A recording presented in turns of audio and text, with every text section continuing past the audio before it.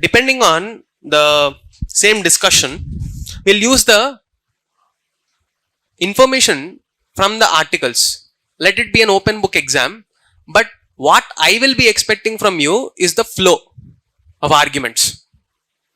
Okay, let's see.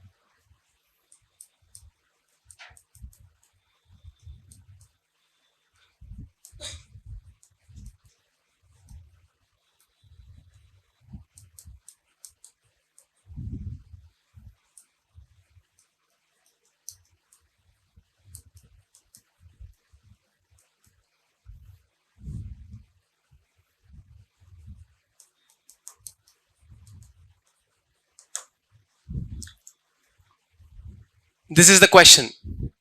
Mental health crisis is a result of social stigma amplified by institutional apathy.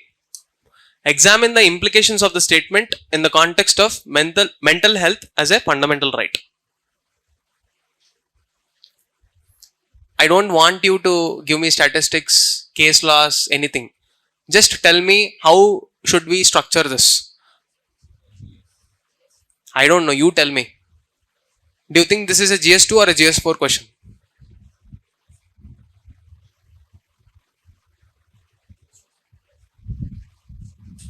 GS2.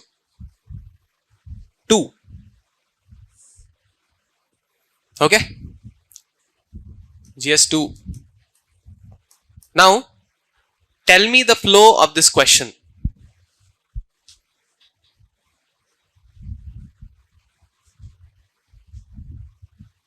How would you introduce this?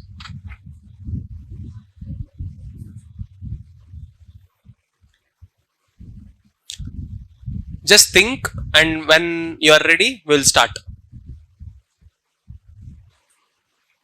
Okay. Anyone willing to contribute? Okay. Yes, anyone from the middle and the back benches willing to contribute? Okay. So, the question has two parts.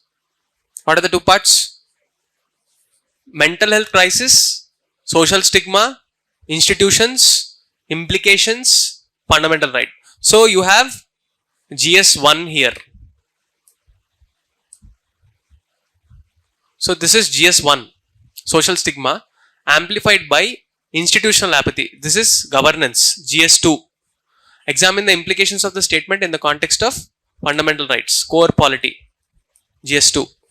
This is governance, this is polity. So this is the process, this is the principle. Now you have a reality, a process, a principle. How will you tie them? See, can you see the link between reality and the principle?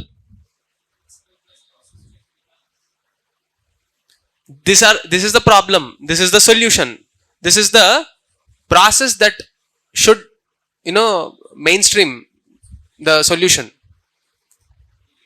This is how it is, but is it actually manifesting in reality? This is how it was supposed to be. The question is it actually manifesting in reality? Yes or no? So the question should address in the intro, according to me, all this. The idea of mental health, owing to the social conditions, is stigmatized and ignored both in principle and processes. However, the recent Supreme Court judgment in the Sukhdev Saha case recognizes mental health as an essential facet of well-being. Clear? All the parts covered. However, mere recognition as a right will not automatically translate into governance processes. What are the reasons? Write down. Okay, when you are writing the reasons of a failure of any idea, can you tell me how to generate content? Any generic point is fine. Think of healthcare. What all do you need healthcare? So we need federal cooperation, laws. Then we need funds. We need doctors, that is functionaries. The 3F: funds, functions, and functionaries in governance. I told you this approach previously. This is the bare minimum that you can come up with. Okay. Anything that you can think of? See, this is the governance part. What about the root cause?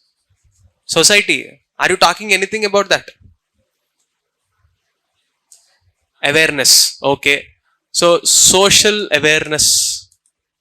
Now, when I'm talking about awareness, it is not a homogeneous campaign. Different regions require different strategies. How? Rural,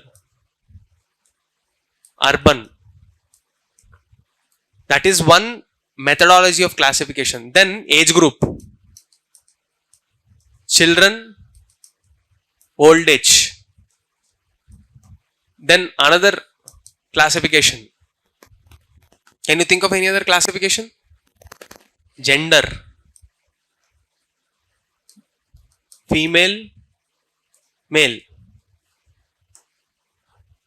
Why am I listing down all this without any coherent structure? Because in the exam, without a predefined structure, this is how we will end up writing. Did we have a established thought process here? When you see this question, did you think of a logical progression of points or started dumping whatever came to your mind? Most likely, we will remember mnemonics like this and start writing whatever comes to our mind. Then you realize, oh, I started with governance, but I did not recognize the root causes, and I will start writing about social awareness. Okay, you start writing about social awareness, then suddenly you realize, oh, I only saw one way of classification, rural, urban. Then I'll write one more. Then you realize, okay, apart from age, there is gender also. And you end up writing in such an incoherent fashion that it appears very bulky. And at one point, it feels like you have lost yourself in trying to explain the problem. Where you wanted to explain the polity problem, you ended up over-explaining the GS1. Now that you are aware of the problem, let's take a step back. How would you rather change this presentation style? You will start with society. Will you write like this? Rural, urban, gender, age? No? What will you do then?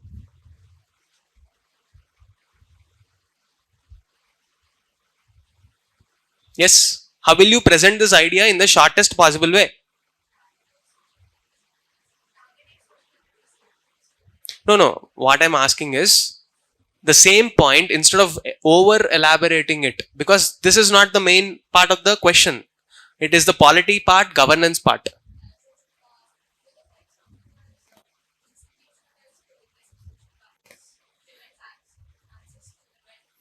That would work well in ethics.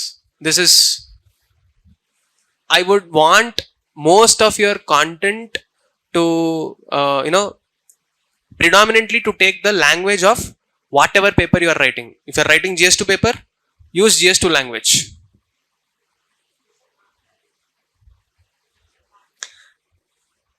Instead of this, what I would say is entire GS1 part, put it in a flowchart or a diagram. I'll say problems of social problems, or what is the question actually? Social stigma.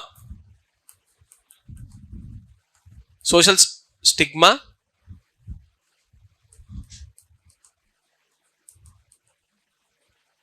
and I'll put,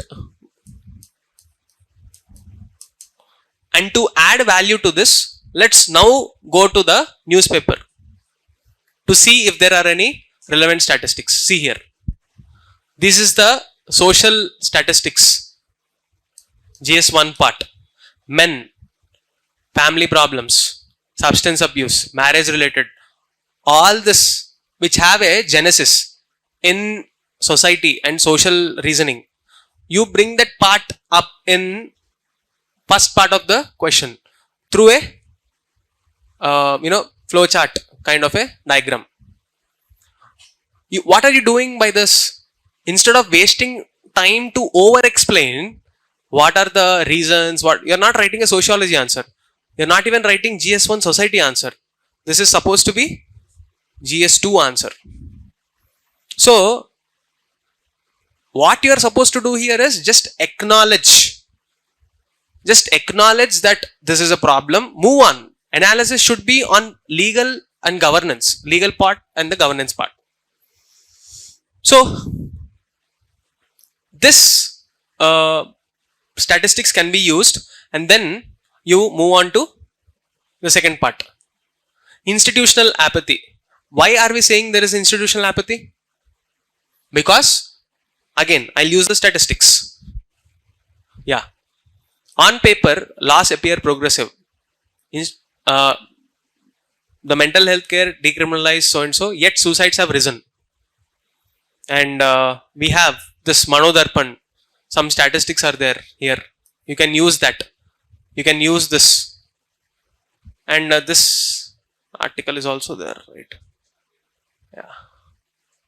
See, you can use these data pointers to showcase this institutional apathy points. So you are using data itself to support your idea. Institutions exist. Reality, what is the promise? What is the reality? Put it in a box, which will make it easy for the examiner to understand your analysis. GS1, GS2, governance failure is established. Now comes the actual question, fundamental rights, the logic of Article 21, Sukhdev Saha judgment, and the Supreme Court observation points, which will complete the analysis. Clear? This is how you should structure your answer. If the same question is asked in GS4, the language, presentation, format, everything will change. You will still use the statistics, examples, because the facts cannot be, they cannot be manipulated. But the presentation format changes. Okay? The focus will be on values in ethics. Why this is happening will be explained in ethics. Reasoning part becomes more important. In GS2, the problem should be dissected and analysis becomes important. A legal and social analysis becomes important. A process analysis becomes important. In GS4, you go to the root of the problem. Why is it like this? Why are people behaving the way they are? An element of sociology and psychology comes into the picture and is tied to the values and ethics. Presentation changes. I hope you have learned some nuances about answer writing today. That's it for the day. Thank you.